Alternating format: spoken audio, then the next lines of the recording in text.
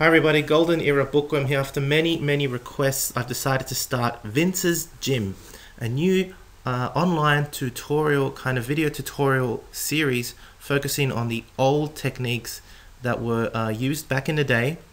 I'm going to focus on Vince for the time being, and I've titled it Vince's Gym in honor of his gymnasium and his teachings. Today we're doing the Scott press. And the Scott press is one of my favorite exercises at this point because it really allows you to handle heavy weight, really heavy weight, without having to do laterals.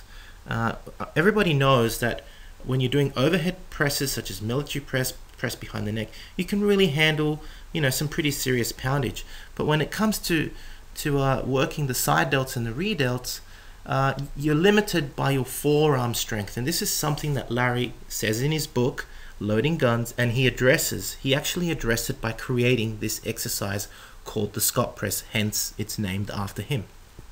Now let's go through the exercise. As I mentioned, it was developed by Larry Scott because he wanted to develop his rear and side delts to the max, and he found that he could not handle that much weight using his forearm strength, using his current forearm strength. And so he kind of made a hybrid of the press and these lateral motions.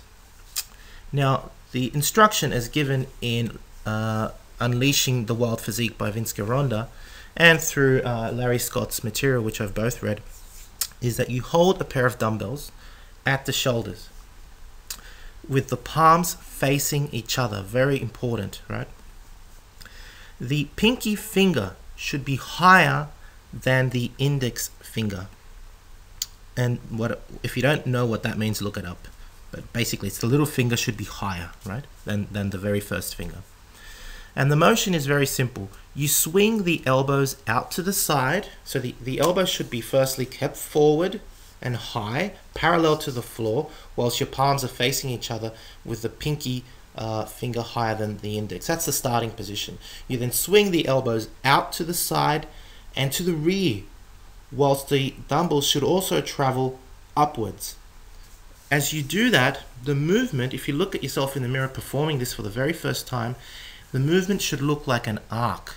That is, the elbows should actually travel in an arc-like motion.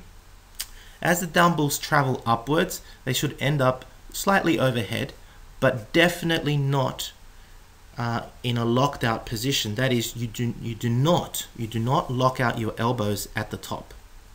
Once you've done this, you return to the start position by bringing the elbows down, again in an arc-like motion, down in front of your body, parallel to the floor, and really your hands should be right in front of your face at the starting and the end position. There are some other tips that I'll go through as you see the video coming up. Now let's look at Vince Gironda's pictures from his book. You can see, as I mentioned, that the elbows should be placed in front. Now you can't really see his hand positioning there, but and actually in the second figure I think that's slightly incorrect. Sorry Vince, but I think it is incorrect because Larry did develop this exercise and you're doing it slightly wrong. But the pinky actually should always be higher than the index finger, and you can actually see that in the second motion, picture of the motion where he's flared the elbows out as the dumbbells go high. What he hasn't done correctly is to keep the pinky up. Now he was very adamant in many shoulder exercises to actually keep the pinky higher, and I don't know why he's drawn it like this. That's incorrect. What I do like about this image is that he's doing the arc-like motion. You can see that the elbows are in front of the body and parallel to the floor.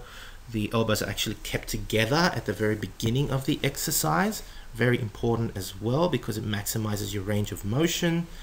And that his head is in a neutral position, and that this is even better, that he's doing the motion standing up. I've tried this sitting down and I do not get the same effect as when I stand up. When you stand up, the effect is twice as strong on your shoulders.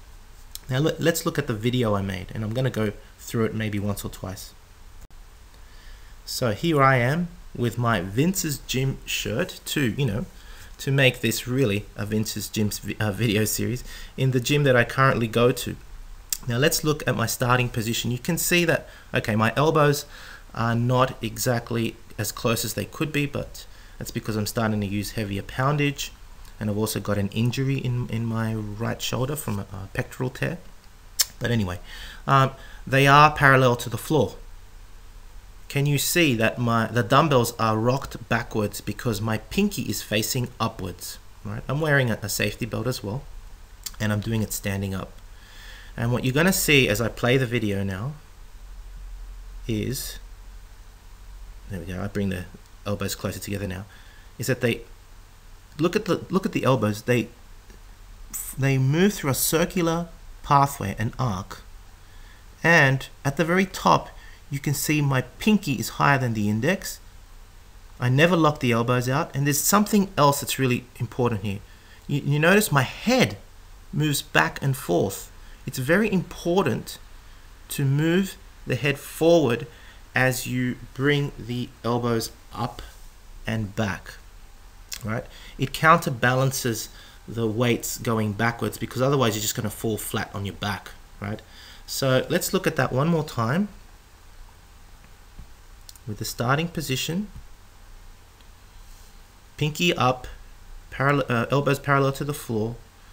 I don't bring the bells at lockout. They're slightly over my head, as I said. And I squeeze, hence my horrid face. I squeeze at the top, right? I squeeze at the top. My head rocks back and forth. I'm really bracing my core as well. And yeah, that's basically a demonstration of the Scott press. If you have any questions about this particular, sorry, I just got a phone call. I'll call back later. Let's go to the end of this video. So, if you have any questions in regards to this particular exercise, please write me, leave me a comment. I hope you've enjoyed this series, and let me know what you think. Should I continue doing this? Someone just asked me to do a demonstration of the breathing squat. Should I continue doing these video series? Do you mind me doing these video series, or do you really like them? If so, I am going to go through every single exercise that I can think of and demonstrate them for you. They take a while to produce, but I'll do it. It's a good effort, and I think it's a good education. I just tried looking at the Scott press on the internet, and I see a guy, this first video comes up on Google.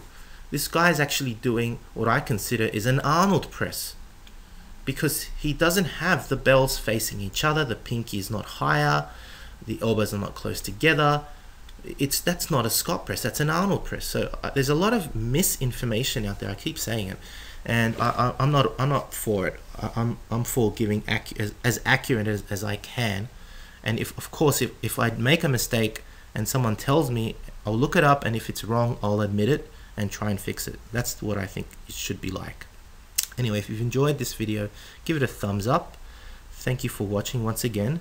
Leave me your comments, subscribe if you haven't. This is the Golden Era Bookworm, and bye for now.